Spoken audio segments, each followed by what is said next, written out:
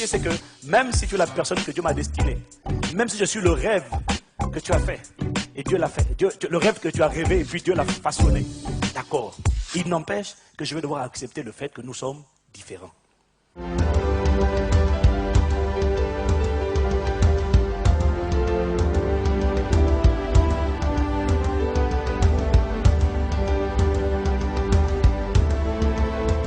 Ok, nous allons aborder la troisième partie. La première partie, nous avons vu que, à cause de la loi de l'attraction, il est indispensable d'abord de laisser Dieu faire un travail à l'intérieur de nous-mêmes. Amen. Et vraiment, je prie, mon frère, ma soeur, qu'en sortant de là, tu ne te laisses vraiment plus séduire et que tu ne sais plus de chercher des raccourcis. Moi, j'ai compris que la route qui mène au sommet n'a pas d'ascenseur, n'a pas d'hélicoptère, elle n'a que des escaliers. Et quand tu comprends ça, alors tu cesses de te voiler la face et de chercher des raccourcis. Tu demandes juste au Seigneur, ok, quelle est la première étape? Allons-y. Des fois, ça fait mal parce que tout le monde, tu as l'impression des fois que les gens vont vite parce qu'il y a des choses qu'ils voient se réaliser avant toi. Mais ça ne veut rien dire. La Bible dit que la fin d'une chose vaut mieux que son commencement. Bénis Dieu pour les personnes qui se marient aujourd'hui. Mais je te dis, il y en a beaucoup qui se marient aujourd'hui qui demain sont déjà dans les problèmes. Parce que tu sais attendre, tu ne seras pas dans la confusion. Amen. Parce que toi, tu attends et en plus, tu vas appliquer le manuel d'utilisation. Tu ne peux pas échouer. Aujourd'hui, une de mes passions, j'ai compris que Dieu est simple. Dieu fonctionne avec des lois et des principes. Je le dis tout le temps parce qu'il faut que ça rentre. Et quand tu connais les clés, les lois ou encore les principes, c'est la même chose. Quand tu connais les clés, tu arrives devant la porte, tu ouvres la porte et c'est tout. Et tout est simple. Mais quand tu ne connais pas les clés, tu vas jeûner, prier pour tout et n'importe quoi. Quand ton foyer est en crise, ce n'est pas la peine de jeûner et prier, il faut comprendre ce qu'on dit. Amen. Parce que chaque clé ouvre une porte. La prière ouvre des portes, mais elle n'ouvre pas toutes les portes. Enfin, ça dépend du type de prière. Parce que je crois à l'efficacité et à la puissance de la prière. Amen. Mais ce que je veux dire, c'est que chaque clé ouvre une porte bien précise. Et tu dois, si par exemple tu parles mal à ton mari, la clé, ce n'est pas de prier pour qu'il se convertisse. La clé, c'est de prier que Dieu te donne un esprit de douceur et de sagesse. La Bible dit que la femme sage bâtit sa maison. La femme insensée la renverse de ses propres mains. La femme a un pouvoir redoutable, extraordinaire que Dieu lui a donné et qu'elle ne réalise même pas. Si elle comprenait, oh mon Dieu, je vous dis, si les femmes comprennent, bon ça c'est pas le séminaire d'aujourd'hui. Ceci dit, le nombre de personnes que nous sommes aujourd'hui me fait comprendre qu'il faut vraiment qu'on fasse un séminaire et on sera dans notre prochaine salle et on le fera sur les 4 piliers d'un mariage réussi. Ça me montre qu'il faut vraiment qu'on soit dans une grande salle. Amen. Voilà. Ok, donc je vais dire le premier point, nous avons vu que c'est important de laisser Dieu travailler la guérison intérieure. Le deuxième point, nous avons dit que c'était important de comprendre comment trouve-t-on la volonté de Dieu. Je suis convaincu qu'en sortant d'ici, mon frère, ma soeur, tu as les ingrédients qu'il te faut pour trouver la volonté de Dieu. Ce que j'ai énuméré, ce sont des principes. Mais il est évident que sans la prière, tu ne sauras pas discerner la volonté de Dieu. Parce que même ce que j'ai dit, même si c'est très important, les points que j'ai mentionnés, il n'empêche que c'est uniquement par la prière, c'est par la communion du Saint-Esprit que Dieu te donnera un feu vert ou un feu rouge. Dieu te donnera un témoignage intérieur. Parce que des fois, il y a des choses qui ne sont pas manifestes. Il y a des choses qui sont cachées, il y a des racines qui sont cachées, mais que par la prière, Dieu fait sortir, il te montre ça, ce n'est pas la bonne personne. Est-ce que quelqu'un peut dire amen à ça? Voilà. Parce que si c'est juste ce que je dis là, ce n'est pas suffisant. Comment peut-on savoir que quelqu'un n'est pas encore guéri? Il faut des circonstances qui révèlent son manque de guérison. Il faut des circonstances qui révèlent le manque de maturité. Et Dieu est celui qui crée ces circonstances pour révéler les choses cachées lorsqu'elles ne sont pas visibles. Parce qu'il a dit dans sa parole, il n'y a rien de caché qui ne sera révélé. Et Dieu révèle les choses, mais par la prière. Que quelqu'un dise par la prière. Je le dis pour que nous comprenions que la prière est indispensable. Je me souviens lorsque je devais me marier il y a quelques années, plusieurs années de cela maintenant, il y avait une femme qui était dans mon collimateur. Ce n'était pas la femme que j'avais préparée pour moi. Mais moi, comme j'avais des préjugés, j'avais des clichés prédéfinis. Je voulais une femme comme ci, comme ça, comme ci. On vous a dit, oui, tu peux appliquer la théorie de la 4e dimension et puis visualiser tout ça. C'est bien, mon frère. Mais je te dis une chose, cherche ce qui est la volonté de Dieu. Ne cherche pas un gros blanc, parce qu'aujourd'hui, les hommes ont des problèmes quand ils sont courts de taille. Toutes les femmes veulent des hommes grands. Non, cherche la volonté de Dieu. Il peut être court de taille, quoi, gloire à Dieu. S'il est court de taille, il faut de tout pour faire un monde. Alléluia. Il ne faut pas mépriser quelqu'un. J'avais des préjugés moi aussi. J'avais des choses. Je me disais, moi je veux une femme comme ci, une femme comme ça, une femme comme ci, une femme comme ça. Et lorsque j'ai vu ma femme, elle me plaisait. Mais il y avait une autre fille que je regardais dans l'église. Oh, franchement, elle était broke. Elle était broke. Elle pleurait n'importe comment. Dès qu'on prie, elle pleure. Au début, je trouvais que c'était romantique. Mais après, je me suis dit, non, ça, c'est pas normal, ça. Oh, il y avait Miss Univers éternel qui était là. Je ne la voyais pas. Je ne la voyais pas à cause de mes préjugés. À cause de mes préjugés. Il a fallu que Dieu les casse. Et c'est dans la prière que Dieu, je vais avancer. Dieu me dit non. Si je n'avais pas prié, Dieu ne m'aurait pas révélé ces choses. Dieu te donne ce que tu lui demandes. Amen. Donc ces principes sont importants, mais s'ils ne sont pas accompagnés par la prière, ça ne sert à rien. Ça ne sert à rien. Dieu expose les choses cachées. Il y a des gens qui mettent des masques dans l'église. Il y a des gens qui mettent les masques, ils viennent à côté de toi, ils sont déguisés en lourd, ils sont déguisés en anges de lumière. Derrière, ce sont des agents du diable, tu ne le sais pas. Et je peux vous assurer, des histoires comme ça, j'en connais plein, des gens qui ont fait le mauvais choix juste parce qu'ils n'ont pas écouté la voix du Saint-Esprit. Dieu veut te parler et te préserver de l'échec, tu n'es pas destiné à échouer et tu réussiras au nom de Jésus. Bon, tu as loupé une bonne occasion pour dire Amen, mais ce n'est pas grave, tu réussiras quand même. Donc nous avons compris que les séparations, les divorces, les frustrations, les échecs ne proviennent pas du manque d'amour entre les conjoints. Le troisième point que nous allons voir aujourd'hui, une fois que nous avons été restaurés, une fois que nous avons discerné, j'ai discerné que c'est la bonne personne. Et la bonne personne, par la prière, je l'ai dit, je vais le discerner. Amen. Par la prière, je vais discerner. Vous allez remarquer qu'il y a des gens, vous les rencontrez, au bout de quelques jours ou quelques minutes de conversation, vous avez l'impression que vous êtes vraiment en phase. Tu as un témoignage intérieur favorable, tu sens la paix. Tu as l'impression que sans faire d'effort, cette personne te correspond. J'ai dit, le but, ce n'est pas de chercher, bon, moi je suis bébé spirituel, je vais chercher des anciens dans l'église qui sont vieux dans la foi. Non, ce n'est pas le but. Le but, c'est de trouver quelqu'un qui me corresponde. Et il y a des gens, quand tu les rencontres, tu as l'impression que vous êtes fait pour vous entendre. Il y en a, quand tu les rencontres, franchement, tu perçois tout de suite des signaux négatifs. Le problème, c'est que l'instinct naïf, là, te pousse à dire, ça va aller quand même. C'est ça le problème là. C'est le ça va aller là qui te coûte cher. À partir d'aujourd'hui, ne dis plus ça va aller. À partir d'aujourd'hui, dis-lui, il va te faire soigner. Tu veux m'approcher, il va te faire soigner d'abord. Va voir Dieu. Amen. Ok, le dernier point avec lequel on va finir, c'est que même lorsque j'ai compris que c'est le choix de Dieu, Dieu me donne, c'est bien, c'est le choix de Dieu. Mais n'empêche que Dieu, il y a des choses qu'il ne va pas faire à ma place. Apprendre à comprendre l'autre.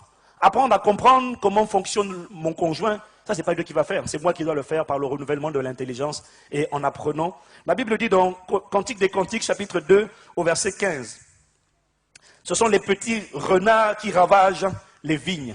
Ce sont les petits renards qui ravagent les vignes. Autrement dit, c'est l'accumulation des petits conflits, des petites frustrations, de ces choses qu'on ne communique pas, qu'on ne dit pas, qui au quotidien commencent à constituer vraiment un mélange détonnant et un mélange, c'est pas divin, mais c'est diabolique, parce que ça détruit les foyers.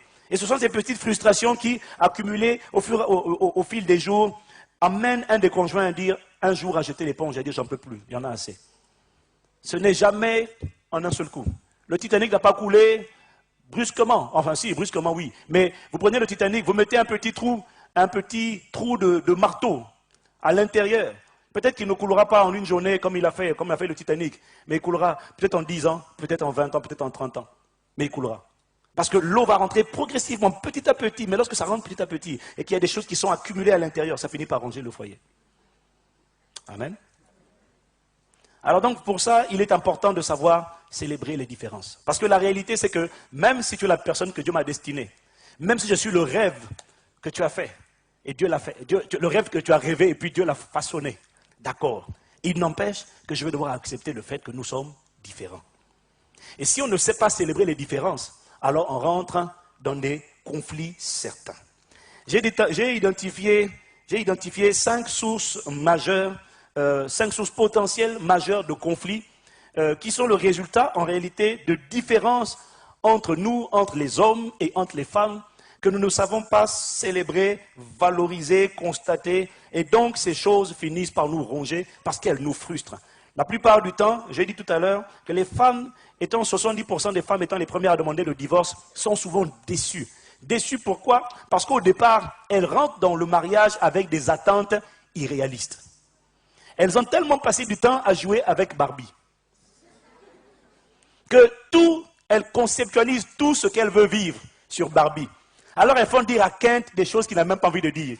Parce que Kent, normalement, ne parle pas beaucoup. Mais comme c'est elle qui parle par la bouche de Kent, donc maintenant Kent parle beaucoup. C'est Ken ou Kent?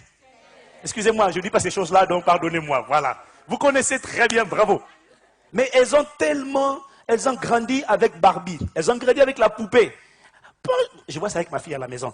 Bonjour Ken, Ken, ça va? Tu vas bien? J'ai dit non, Ken ne parle pas autant. Ken dit seulement bonjour, c'est point final. Toi tu dis bonjour, tu vas bien? T'as mangé, t'as fait ci, t'as fait ça. Et puis alors quand elle va se marier, dans l'inconscient, elle s'attend à vivre la même chose. Ken, elle est partie acheter des fleurs au nom de Ken. Et puis quand elle va se marier, elle attend que le prince charmant lui offre des fleurs. Le prince charmant se comporte comme ci, comme ça avec elle. Et donc, ce qui est vrai, c'est que la femme est mieux préparée naturellement pour la relation conjugale que l'homme. Parce que pendant que vous jouez à la poupée, nous jouons à la voiture et à l'ordinateur. Pendant que vous êtes dans le monde de la relation, nous sommes dans le monde de la performance. Nous sommes en train de montrer, de faire des sur le pistolet. Papam, papam, papam, papam. Et ce qui est terrible, ce n'est pas... Non, ce qui est terrible, c'est que ça se voit. C'est inné, c'est comme ça. Dieu l'a paramétré, l'homme et la femme comme ça. Les gens peuvent dire ce qu'ils veulent. J'ai eu la preuve en regardant mes enfants. À 3 ans et 5 ans, quand tu vois le fils, quand tu vois la fille, c'est impressionnant. Bonjour, ça va? Tu vas bien? Eh bien, j'ai dit, ma fille, j'ai déjà ta maman à gérer. Toi, tu t'y mets toi aussi, vraiment. Dieu, au secours. Alors, franchement, les hommes souffrent. Donc, il y a un premier domaine dans lequel nous devons reconnaître et bénir Dieu pour nos différences. C'est d'abord les différences d'univers. Alors, mon but ici, ce n'est pas de développer et de donner tout en détail. Parce que d'abord, l'heure a avancé. Et c'est des points que je réserve pour le séminaire sur les 4 piliers d'un mariage réussi. Mais je vais voir avec vous 3 points qui nous distinguent totalement des hommes et des femmes. Le premier point, c'est les différences liées aux différences, aux univers masculins et féminins. Oui, nous sommes semblables, c'est vrai, mais nous n'habitons absolument pas dans le même univers. Qui a constaté ça? L'homme et la femme ne vivent vraiment pas dans le même monde. Et c'est important de comprendre ça. Différence d'univers. Elle vit dans un monde qui s'appelle le monde féminin. Je vis dans un monde qui s'appelle le monde masculin. Chaque monde a son langage. Chaque monde a son code de conduite. Chaque univers a ses spécificités et ce n'est vraiment pas les mêmes spécificités. Si je ne comprends pas ça, ce que nous constatons, c'est quoi? Et d'ailleurs, en parenthèse, vous allez vous rendre compte que lorsque Dieu nous met ensemble, hommes et femmes, c'est toujours les complémentaires qui s'attirent. Est-ce que quelqu'un peut dire amen? C'est toujours les complémentaires. Et bon, je sais qu'on dit souvent c'est ma moitié. Enfin, moi, je ne dis pas c'est ma moitié parce que c'est ma moitié, c'est pas spirituel. Pour moi, c'est pas spirituel. L'homme et la femme ne sont pas moitié l'un de l'autre. Moitié, c'est 50-50. Le mariage, c'est pas 50-50, c'est 100% plus 100% égale 100%. Voilà pourquoi la Bible dit que c'est un mystère. C'est 100% plus 100%. Dieu ne crée pas des gens qui sont à moitié. Dieu crée Adam, il était entier, il était parfait, il fonctionnait normalement. Ève était parfaite, elle fonctionnait normalement. Et quand il les a mis ensemble, ils fonctionnaient normalement. 50%, ça veut dire qu'il te manque encore une partie. C'est pas bon. Le mariage ne complète pas. Les mariés ne se complètent pas. Ils se complémentent. Il y a une différence entre se compléter et se complémenter. Se compléter sous-entend que tu n'es pas complet. Ça veut dire que tu es broke. C'est pour ça que je préfère le mot célibataire en anglais se dit single. Single, c'est traduit par singleton. Singleton, c'est un homme entier entre 2 accolades. C'est un homme entier. Il n'est pas démembré, il n'est pas disloqué. C'est un homme entier. Que quelqu'un dise entier. Entier, ça veut dire complet. Donc, avant de te marier, tu dois être complet. Tu ne dois pas chercher quelqu'un pour te compléter. Tu dois être complet. Par contre, tu vas trouver un partenaire pour te complémenter. Alléluia. Bon, dans le livre, je développe un peu ce point, mais bon, je ne vais pas revenir dessus. Voilà. Donc, je dis que lorsque nous ne comprenons pas l'autre, nous avons tendance, naturellement, à le trouver anormal. Et lorsqu'on trouve quelqu'un anormal, qu'est-ce qu'on fait? On va essayer, on va l'aider à redevenir normal. Ainsi, dans la plupart des foyers, les femmes veulent changer les hommes et les hommes veulent changer les femmes. C'est ça le problème. On ne s'accepte pas, on ne célèbre pas nos différences d'univers. Chacun a ses sensibilités. Chacun a son mode de communication. Vous allez vous rendre compte, par exemple, que dans le monde masculin, Dieu les a créés comme ça. Ce n'est pas ici que je vais développer tout ça, mais le mode de communication de l'homme, du masculin, est non-verbal. L'homme ne communique pas beaucoup par les mots. L'homme communique beaucoup par le non-verbal.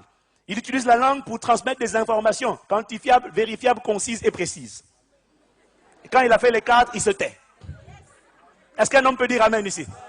Non, est-ce qu'un homme peut dire amen? Non, parce qu'elle nous pousse toujours à parler.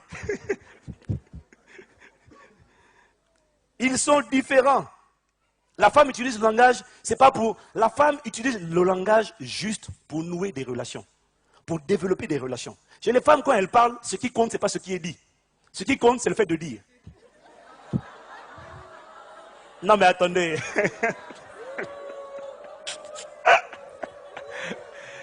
Vous dites où, mais vous savez que c'est la réalité. Pourquoi vous mentez?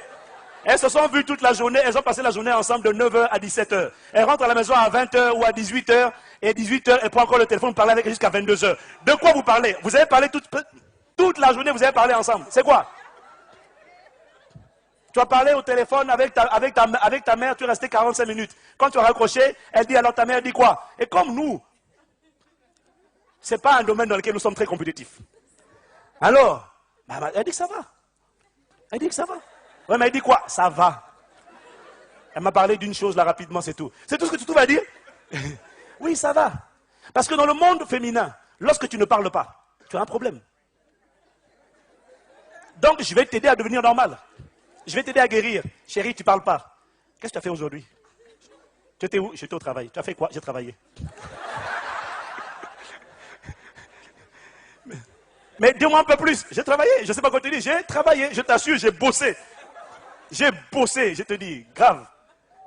Alors, mais raconte un peu plus. J'ai rien d'autre à raconter. C'est pas qu'il fait exprès. Nous ne sommes pas dans le même monde. Mais comme elle est sûre, parce que la plupart des femmes, la plupart des hommes, chacun connaît le monde, son monde, mais ne connaît pas le monde de l'autre. Et ça crée des conflits. Parce qu'après, il y a des conclusions. Il ne m'aime pas. Il ne parle pas avec moi. On ne se comprend pas. Non, on ne se comprend pas. Il faut comprendre et célébrer les différences. Depuis que j'ai compris ça, je suis un homme libre. Et j'ai enseigné ça à ma femme, j'ai dit, tu vois, il y a des trucs que je ne fais pas exprès. Et je ne fais pas exprès. Alléluia. La femme utilise le langage pour nouer des relations. Qu'importe ce qui est dit, l'homme, c'est pour transmettre des informations. Dès que j'ai transmis, regardez les conversations entre les hommes, ça ne dure pas longtemps. Quand il appelle, ce n'est pas pour faire des discours. J'ai une information quantifiable, mesurable, vérifiable, concise, précise. Tu peux le mesurer. Dès que tu l'as mesuré, c'est fini. Je raccroche, on a fini. Amen. Alors, dans le monde de la femme, comme on aime parler. En fait, on doit parler. C'est pas qu'on peut, on a besoin de parler. Une femme a besoin de parler, c'est comme ça. Elle a besoin de parler. Alors, quand elle voit que l'homme ne parle pas beaucoup, qu'est-ce qu'elle fait? Elle va essayer de le forcer à parler. Elle va faire l'inspecteur Colombo, interrogatoire. Et plus elle pose des questions, plus le gars s'irrite. Elle ne comprend pas pourquoi il s'énerve.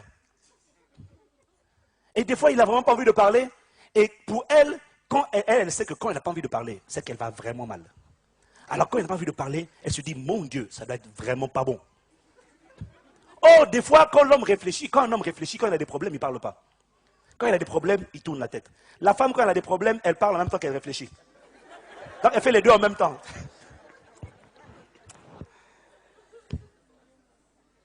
C'est terrible. C'est terrible. Alléluia. Donc, on doit se comprendre. On n'est pas dans le même monde. Amen. Voilà, ça c'est un premier point. Bon, ça c'est un point rapide, juste pour vous expliquer les différences d'univers, entre l'homme et la femme. Deuxième point qui caractérise vraiment, bon il y en a 9, mais je vais en voir 3 avec vous. Puis on va passer au deuxième source majeure potentielle de conflit si elle n'est pas comprise et célébrée. L'homme est fonctionnel, la femme est relationnelle. Dieu a donné à Adam la responsabilité de cultiver, de protéger, de garder le jardin d'Éden. Avant même qu'il ne crée la femme. Avant même qu'il ne crée la femme, Dieu avait donné à Adam un travail. Voilà pourquoi le monde de l'homme est un monde fonctionnel, c'est-à-dire c'est le monde de la fonction, c'est le monde de la performance. Les hommes trouvent leur satisfaction dans ce qu'ils font. Il est content lorsqu'il fait des choses, il se fixe des objectifs et puis il les atteint. Il est content lorsqu'il est capable de montrer qu'il est utile. L'homme a le complexe de Superman. Tout le monde a son numéro de téléphone. Dès qu'il a un besoin, dès que quelqu'un a besoin, je suis là. Sa mère a besoin de lui, me voici. Sa femme a besoin de lui, me voilà. Ses enfants ont besoin de lui, me voici. Et quand il fait ça, il est content. Parce qu'il fonctionne. Dans le monde fonctionnel, on aime que notre compétence soit reconnue. C'est pour ça que les hommes aiment trop les diplômes, et les titres, pardon, pas les diplômes, ils aiment les titres. Quand ils parlent entre eux, deux hommes, vous voulez parler pour la première fois. Première question, c'est tu fais quoi dans la vie? Quand tu vois des femmes entrer, c'est tu as des enfants? Pourquoi? La femme est relationnelle. Tout de suite. Le monde de l'homme, mesdames, vous devez comprendre, c'est un monde fonctionnel. Que quelqu'un dise fonctionnel. Dans le monde dans le monde fonctionnel, on aime la performance. Même quand il conduit sa voiture, des fois quand quelqu'un le double, tu ne sais pas pourquoi il accélère. C'est parce qu'il n'aime pas perdre. Il est toujours en compétition avec quelqu'un. Toujours compétition. Des fois, tu vois, brusquement, tu dis, mais tu roules trop vite. Il accélère. Le monde de la fonction, on aime fonctionner, on aime démontrer qu'on est capable, démontrer notre compétence. L'homme veut se sentir un héros, même quand c'est un nulard de premier ordre. Quand c'est un incompétent, il veut quand même être perçu comme un héros. Ma soeur, si tu comprends ça, je t'assure, tu sauras faire sortir de lui le héros qui est en lui. Parce qu'en réalité, il y a quand même un potentiel inexploité, illimité à l'intérieur de lui. Il y a quand même un héros, il faut juste le faire sortir.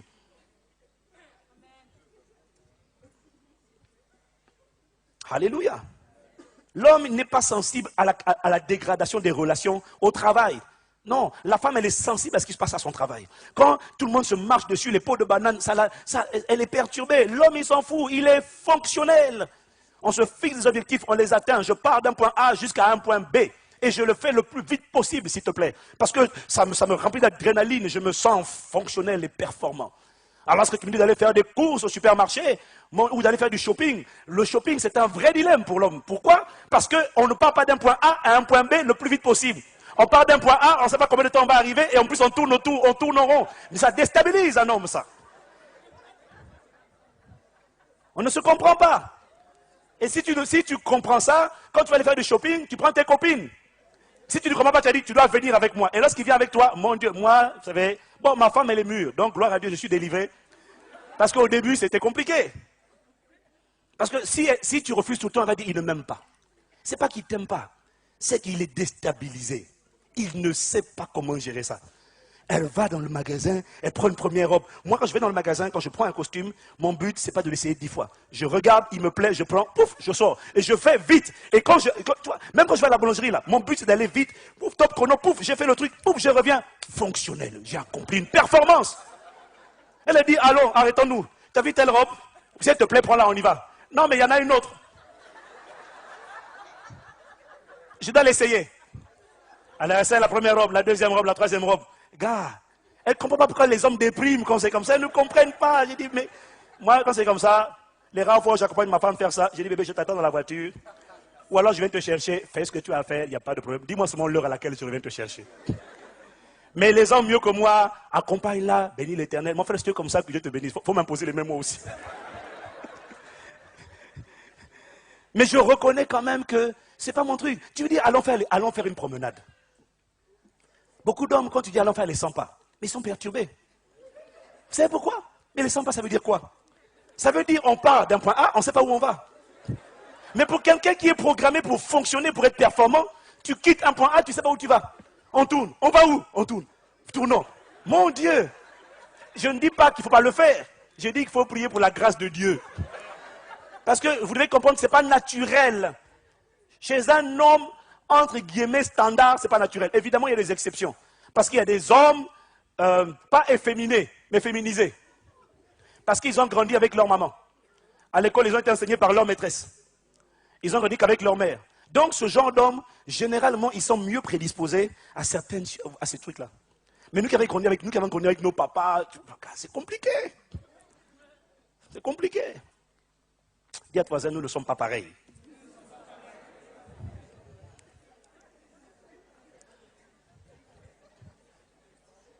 Amen. Adam avait une fonction avant d'avoir une relation. C'est pour ça que sa satisfaction vient dans le travail. Quand il a un bon boulot, les femmes, quand il a un bon boulot, il est content. S'il n'a pas de boulot et qu'il a une belle femme, il n'est pas content. Le problème, ce n'est pas sa femme. Le problème, c'est qu'il est frustré. Et en plus, je vais vous dire une chose, l'homme du 21e siècle a de sérieux problèmes. Ce n'est pas l'homme que nos parents, ce n'est pas l'homme tel qu'étaient nos pères ou nos ancêtres. Il a changé. Parce que les données ont changé. La première chose qui a changé, c'est que la femme qu'il a épousée aujourd'hui n'est pas la même que celle que son papa a épousée. Sa mère, quand elle n'était pas épanouie, elle ne divorçait pas. Aujourd'hui, quand elle est épanouie, quand elle n'est pas épanouie, elle le fait savoir. Sa mère ne divorçait pas. Parce qu'elle dépendait économiquement de son mari. Aujourd'hui, la femme, elle travaille. Donc, elle n'est pas obligée de rester là, même si elle n'est pas contente. Ça, c'est le point numéro 1. Le point numéro 2, c'est qu'aujourd'hui, il y a quasiment plus de travail réservé uniquement aux hommes. Or, le problème, c'est que le sens de l'identité de l'homme, très souvent, Ça vient pas de Dieu, mais ça vient de la culture. Le sens de l'identité de l'homme dépendait de sa performance, dépendait de ce qu'il faisait. Plus il accomplissait, plus il se sentait homme. Est-ce que vous me suivez? Et comme j'ai dit tout à l'heure, après la Deuxième Guerre mondiale, les femmes ont commencé à travailler, et donc ils se rendent compte que même lorsqu'il fait, ça ne le distingue plus. Alors il a une crise d'identité. Alors il y a des hommes qui fuient les femmes. Pas parce qu'ils ont envie de les fuir, mais parce qu'ils ne savent pas comment se comporter. Et je vous ai dit, quand un homme se sent mal, il baisse la tête et il recule, et il s'enfuit. Est-ce que vous me suivez? Le troisième challenge qu'il a, c'est qu'il n'est plus le seul à pouvoir au niveau financier. Elle aussi, elle est capable maintenant de pourvoir. Mais ce que l'homme doit comprendre et qu'il n'a pas compris, à mon avis, c'est qu'une femme peut survivre sans ressources matérielles, mais elle ne peut pas survivre sans ressources affectives. Et ça, c'est un point que tu dois comprendre, mon frère, ma soeur. Même si elle gagne plus que toi, tu n'as pas à être mal à l'aise. Sois à l'aise, relax. Et toi, si tu gagnes plus, sois sage. Ce n'est pas la peine de te définir par ton salaire ou ton statut au travail, ma soeur. En faisant ça, tu es en train de le faire fuir. Lorsqu'un homme voit qu'il ne peut pas rivaliser, il fuit. Il y a des femmes qui aiment leur mari, qui ont perdu leur mari simplement parce qu'elles n'ont pas compris qu'il était mal à l'aise. Pas par rapport au fait que sa femme gagnait plus que lui, mais par rapport à la manière dont la femme l'emmenait à la maison. Dont la femme parlait. Manque de sagesse. Un quatrième défi que l'homme a aujourd'hui, c'est qu'il travaille même plus probablement que son père, mais il demeure sous-payé et n'arrive pas à pourvoir aux besoins de sa famille. Et donc il est frustré. Quand tu comprends qu'il est frustré, n'augmente pas la frustration. Sois sage. Qu'une femme dise, soyons sages. Dans le monde émotionnel, contrairement au monde fonctionnel, on veut juste parler. On veut juste nouer des relations. Ève, dans le jardin d'Éden, Ève était un complément parfait. Ève, la femme, trouve sa satisfaction dans la qualité des relations qu'elle entretient. Même si elle a un superbe travail, elle est superbe, cadre supérieur, tout ce que vous voulez. Tant qu'elle n'a pas une relation avec son conjoint, qui est épanoui, qui est prospère, ou qu'on n'est pas marié avec son père, tant qu'elle n'a pas ça, la femme est frustrée. Alors, je sais, beaucoup mettent des masques maintenant, parce que de toute façon, on n'a pas le choix. Comme il n'y a pas d'homme, alors on va se noyer dans le travail, mon boulot, mon boulot, mon boulot. Quand une femme parle de son boulot, ça c'est une femme qui est aigrie. Parce qu'une femme, naturellement, quand elle parle de ses relations. Elle vit dans un monde relationnel. Elle a besoin de communier, elle a besoin d'être en relation avec les autres.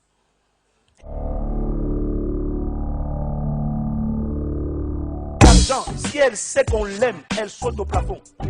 Elle fait tous les sacrifices, elle se fiche du reste. Aime-la, elle te comble. Alléluia. Mais l'homme, c'est pas pareil.